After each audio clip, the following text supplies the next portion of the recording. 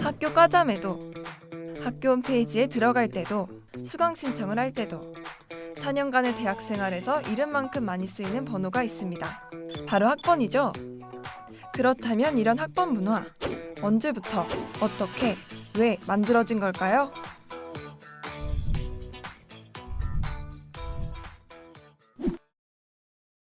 우선 저희는 과거 역사부터 천천히 들여다봤습니다. 우리나라에서 현대 형태의 대학이 첫 설립 인가를 받은 건 1946년입니다. 서울대학교, 건국대학교 등의 대학교가 설립 인가를 받았죠. 그리고 동국대학교도 이 시기에 설립됐습니다. 그렇다면 최소 1946년부터 학번제가 시작되었다는 건데, 그래서 1946년 이후 신문에서 학번이 들어간 기사를 찾아봤습니다. 과거 신문에서 학번이 언급된 가장 빠른 연도는 1948년, 48학번이었죠. 그렇다면 언제부터 학번제가 시작된 걸까요? 대학이 설립한 시기부터겠죠. 근데 우리나라 대학은 언제부터 설립되었는지 사실은 조금 애매한 부분이 있어요. 왜냐하면 식민지 역사가 있었기 때문이죠. 식민지 시기에도 이미 대학이 있었어요. 그때 당시에도 아마도 학번이 있었을 거라고 생각이 들고, 그리고 식민지 시기에 대학 말고도 예를 들어 전문 학교들이 있었는데 그때 당시에도 학번이 있었을 것으로 짐작은 됩니다.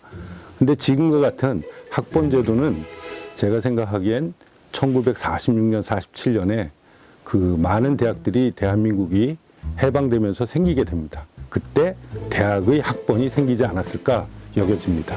일단은 학번이라는 것 자체는 이제 뭐 대학이 생기고 나서 이제 그 대학에서 이제 어떤 개인의 고유 코드를 부여하기 위한 이제 그런 걸로 이제 시작이 됐다라고 하는 측면에서 본다고 하면은 1946년에 이제 대학이 설립됐을 때부터 이제 뭐 학번이라는 거는 있었겠죠. 근데 이제 우리가 흔히 말하는 이제 학번제 문화라고 하는 거는 이제 한 1960년대 군사정권 들어오면서 어떤 그 상하 복명 체제 이제 그런 것들이 이제 대학 문화에 흡수되면서 이제 60년대 이후에 생기지 않았나 저는 이제 그렇게 추측을 하고요. 1946년 대학이 설립 인가를 받았을 때부터 혹은 그 이전부터도 학번 제도는 존재했을 거라는 겁니다. 저희는 역사를 다시 따라가 봤습니다. 1950년 6월 25일 6.25 전쟁 당시 학번의 형태가 남아있는 자료를 확인할 수 있었는데요. 바로 전시학생증입니다. 전시학생증이란 한국전쟁 당시 징집이 유보된 학생의 신분을 보장하기 위해 문교부가 발급한 증서입니다. 이어서 1960년대로 가봤습니다. 1966년 7월 조선일보에는 핑크 무드의 학번 데이트라는 헤드라인이 있었는데요. 여기서 학번 데이트란 학번 끝 숫자의 셋째 자리까지가 서로 같은 남녀 학생끼리의 데이트를 말합니다. 이후 학번 체제가 크게 변한 사건이 있었습니다. 벽두부터 컴퓨터가 2000년을 인식하지 못해 생기는 문제인 밀레니엄 버그 문제로 전 세계에 비상이 걸렸습니다. 1999년 12월 31일 Y2K 새천년을 앞두고 컴퓨터가 2000년 이후의 연도를 제대로 인식하지 못해 생기는 결함인 밀레니엄 버그로 인한 혼란이었는데요. 학번도 이를 피해갈 순 없었습니다. 지금까지 학번의 흔적을 따라가 봤는데요. 과거 학번 문화와 현대 학번 문화에는 어떤 차이점이 있을까요? 어쩌면 사실은 학번이 갖는 의미는 성장이나 성취의 정도여야 할 겁니다. 2, 4학번이 2학년이 되면 2학년에 그 1년 동안의 대학생활을 통해서 성장하고 했던 것들을 측정하는 정도로 여겨질 텐데, 그런데 사실은 그렇게 사용되지 않았던 것이 70년대, 80년대 혹은 90년대까지 이어진 문화들이 있지 않았나 생각이 듭니다.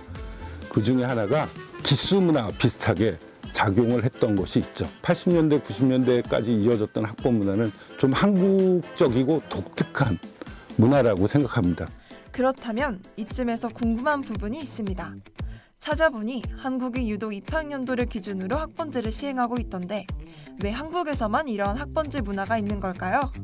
저희는 그러한 이유가 역사적, 문화적인 이유에 있지 않을까 생각했습니다. 일단 학번제가 순서 혹은 차례, 선후배간의 차례라고 이야기를 거기에 초점을 맞춰서 좀 설명을 하면은 한국 유교 윤리 혹은 역사적으로 좀 먼저 살펴봐야 될 겁니다. 유교는 기본적으로 한 개인의 유교적인 윤리를 일상생활에서 실천하고 수양하는 것을 일단 목표로 하고 있습니다. 쉽게 말해서 맹자의 예를 좀 들도록 하겠습니다. 신하와 임금, 그리고 친구 간에, 그리고 아버지와 자식 간에, 그리고 나이 많은 사람과 나이 어린 사람의 그런 순서 지우는 것에 대해서 이야기를 한 적이 있습니다. 장유유서라고 나이 많은 사람과 나이 적은 사람의 순서를 지우는 것, 차례를 지어야 한다라고 하는 부분인데, 순서를 지운다라고 하는 부분에 초점을 맞춰서 학번제의 그런 어떤 역사적인 기원 혹은 여기서 유래된 것이 아닌가라고. 옛날부터 내려온 한국의 유교적 전통이 연공서열을 중시하는 문화로 이어졌고 학번 제도에까지 영향을 주었다는 겁니다.